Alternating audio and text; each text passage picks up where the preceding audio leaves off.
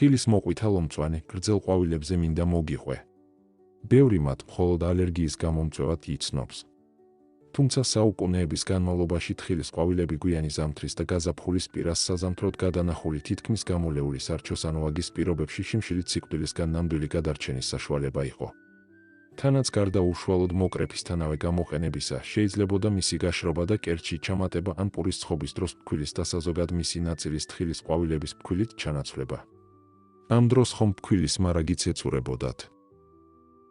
ასე რომ პირის გემოს მაშინ დიდად არ დაგიდევდნენ და შიმშილისგან გადასარჩენად სარეზერვო საკვების შესახებ ცოდნა განსაკუთრებით მნიშვნელოვანი იყო. დღეს ამ ძველ ველურ საკვებს ბევრი დაუბრუნდა, თუმცა არა გამოლეული სარჩოს, არამედ მისი ბუნებრივი საკვები ღირებულების გამო, რადგანაც თხილის ყვავილები განსაკუთრებულად ბევრ მცენარეულ ცილას და სხვა საჭირო ნივთიერებას შეიცავს. თანაც თხილი ხომ სწორედ მაშინ ყვავილობს, როდესაც ბევრი ადამიანი იანვარიდან მარტამდე დაღლილობას, უენერგიობას და ინფექციებისადმი მგრძნობელობის მომატებას განიცდის. ამ დროს ორგანიზმი საშენ მასალებსა და საკვებ მიკრონუტრიენტებს ითხოვს. ამდენად ეს ინფორმაცია განსაკუთრებით ღირებულია 45 წელს გადაცილებული ადამიანებისთვის, რომლებიც საკუთარ ორგანიზმს მეტი ყურადღებით უნდა ეკიდებოდნენ. თუმცა ერთი მნიშვნელოვანი გაფრთხილებით უნდა დავიწყო. პოლინოზით, მცენარეული მტვრის ან თხილის ალერგიის დროს აუცილებლად ფრთხილად იყავი. მაშ ასე, რატომ არის თხილის ყვავილები კარგი ჯანმრთელობისთვის? ის შეიცავს მცენარეულ ცილებს, რომელიც შენს სამშენებლო მასალას წარმოადგენს. C ვიტამინს, რომელიც გაციების სეზონის დროს იმუნიტეტისთვის გადაუდებელ საჭიროებას წარმოადგენს. მინერალებს, როგორებიცაა კალიუმი და კალციუმი. ფლავონოიდებს, ანტიოქსიდანტებს, რომლებიც ოქსიდაციური სტრესისგან გიცავენ. გარდა ამ ყველაფრისა ისინი ტანინებსა და ეთერზეთებს შეიცავენ. ტრადიციულად ხალხურ მედიცინაში თხილის ყვავილებს მაღალი ტემპერატურის, პირის ღრუს, ყელისა და კანის პრობლემების დროს მიმართავენ. გაციების, გრიპის შეგრძნებისა და სიცხის დროს ხალხურ მედიცინაში თხილის ყვავილები ოფლმდნენ და სიცხის დამწევს საშუალებად მიიჩნევა. ასეთ დროს ამ თხილის ყვავილებთან ერთად ხშირად ცაცხვის ან ანძლის ყვავილების ნარევს იყენებენ, რაც სურდოს პერიოდში ორგანიზმს ოპტიმალურ დახმარებას უწევს. ტანინების გამო თხილის მამრობითი ყვავილების ნახარში ტრადიციულად გამოიყენება ღრცილების ან თების დროს პირში, სწავლებად ან ყელის ტკივილის შემთხვევაში. გარეგანად თხილის ყვავილების გაცივებული ნახარში ტრადიციულად გაღიზიანებული კანის დასამშვიდებლად, მათ შორის მწერების ნაკბენებზე და ასევე მცირე დამწვრობების დროსაც კომპრესების სახით გამოიყენება. რჩევა და თხოვნა იქნება არ მოკრიფო იმაზე მეტი, ვიდრე გჭირდება, რომ ფუტკრებმაც და სხვა მწერებმაც ბუნებისგან თავისი სარჩო მიიღონ. განსაკუთრებით ფუტკრებისთვის ის სიცოცხლისთვის მნიშვნელოვანი, ზამთრის შემდეგ ყვავილის მტვრის პირველი წყაროა. ერთი მუჩის წესითი ხელმძღვანელე, აიღე მხოლოდ იმდენი, რამდენიც ერთ მუჩში ეტევა. გარდა ამისა არ დააზიანო პატარა მდედრობითი ყვავილები. ისინი პატარა კვირტებს გვანან წითელი ძაფებით. მათგან მოგვიანებით თხილი გაიზრდება. ამ ყვავილების შეგროვების დრო იმის დამიხედვით, თუ სად ცხოვრობ, იანვრიდან დაწყებული აპრილამდეა. ჯობს დახურული ან ნახევრად გახსნილი ყვავილები მოაგროვო. რადგან ისინი უფრო მყარი სტრუქტურის და ნაკლებად მწარეა. პირდაპირ გეტყვი, რომ მეტისმეტად შესანიშნავ გემოს ნუ ელოდები. ის ოდნავ თხილის, თუმცა ამავდროულად ბალახის გემოს დაიკრავს და ზოგჯერ მწარეა.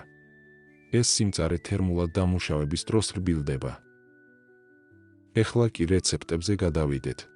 პირველ რიგში სანამ უშუალოდ რეცეპტებზე გადავალ, მინდა აქვე გითხრათ, რომ თხილის მამრობითი ყვავილები უმადაც იჭმევა.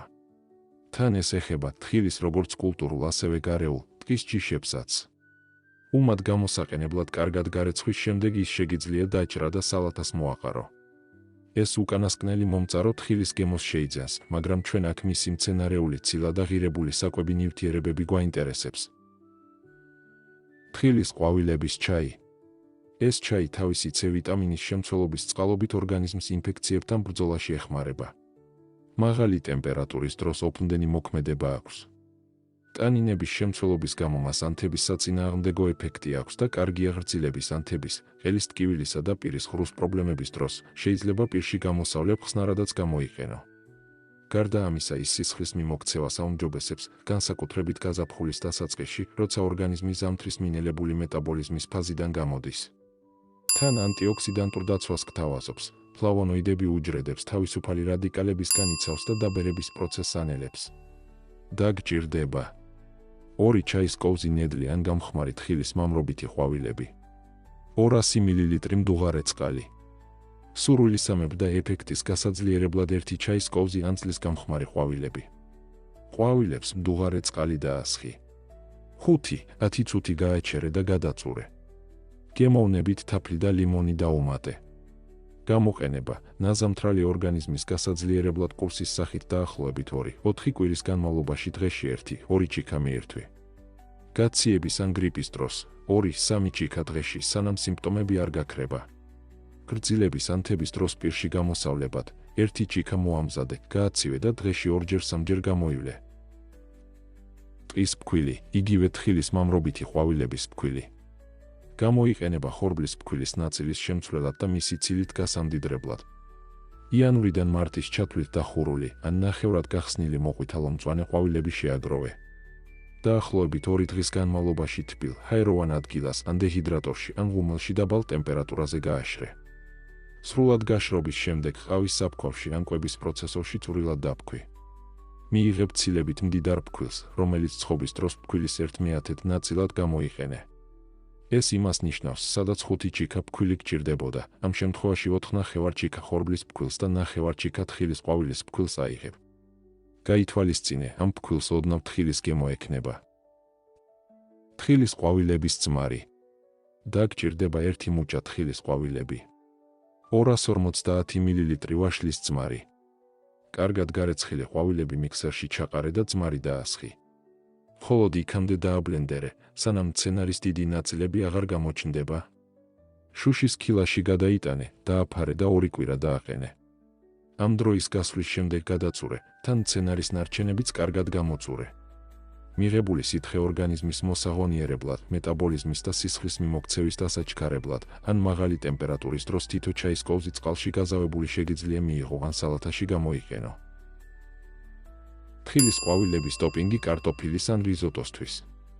კარგად გარეცხილი ყვავილები მოკლე ნაწილებად დაჭერი და კარაქში ან ერბოში მოშუშე. შემდეგ კარტოფილზე ან რიზოტოზე მოაყარე და მიირთვი. თხილის ყვავილების ტკბილი ტოპინგი მაწვნისთვის.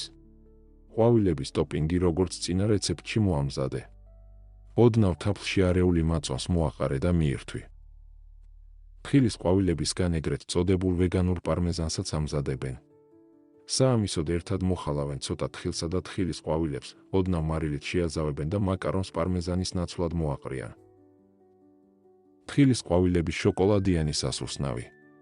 შენთვის საყვარელი მუსლი, მაგალითად კორნფლექსი და თხილის მოხალული მამრობითი ყვავილები გარდა ამისა, ნებისმიერი შენთვის საყვარელი ნუგბარი, იქნება ეს ნუშის ჩხირები ან დაჭრილი ნიგოზი ან თხილი აურიე და გამდნარი შოკოლადი გადაასხი, ისე რომ ყველაფერი კარგად შეერიოს. კოვზით ამოიღე და საცხობ ქაღალდზე ერთმანეთის გვერდზე გააშრე. გაითვალისწინე, ჯანმრთელობისთვის სასარგებლო მწარე შოკოლადი გამოიყენე.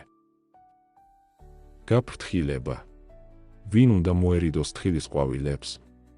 ჩვეულებრივ ეს ველური საკვები კარგად აიტანება, მაგრამ თუ თხილზე ან მცენარეულ მტვერზე ალერგიული ხარ, უმჯობესია სრულად მოერიდო.